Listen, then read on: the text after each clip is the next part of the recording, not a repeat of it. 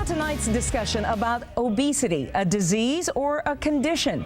A new decision by the American Medical Association now classifies it as a disease, a huge move that could in fact change the way doctors treat obese patients and how much insurance companies dole out for those treatments.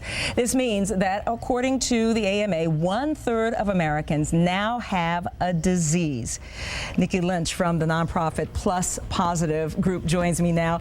You've been here before talking about plus-size mannequins, Yes. and so it's good to see you again, Nicki. All right, so let's talk about this because it is sparking a lot of conversation and controversy as well. You agree with labeling it now a disease and considering it as such? I will say that label is a strong word, but I do believe that it can be very beneficial to people who are trying to get the help they need and maybe can't afford to get the coverage or to go to a doctor and get professional help to lose the weight. So I definitely agree with the idea of being my able news to do director that. argues that, you know, it really is a good thing because it can offer hope to those people who perhaps are embarrassed by being overweight. I totally agree. That's something that we don't tend to want to talk about because it is something that's embarrassing to some people. They may already have low self-esteem. But so. on the other hand, now I'm going to play devil's advocate here because actually at 7 o'clock in my last word, I talked about taking responsibility for your own behavior. Is it really a disease or a condition that you have power over?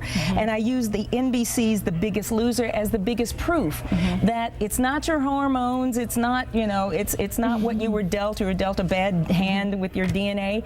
It's your lifestyle.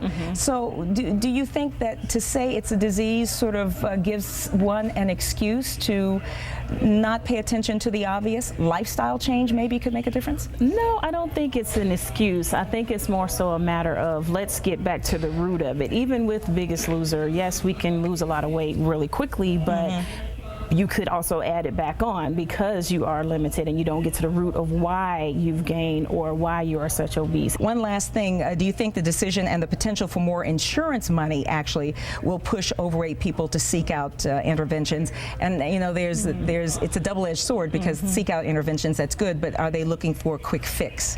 I mean, who isn't looking for a quick fix? We all are, aren't we? Right. Yeah. So I do think that it is something that people will now start to seek for. I know myself personally, without having insurance, I couldn't get the help I needed.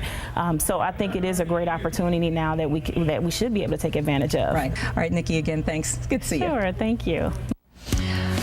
All right, now some great news about a member of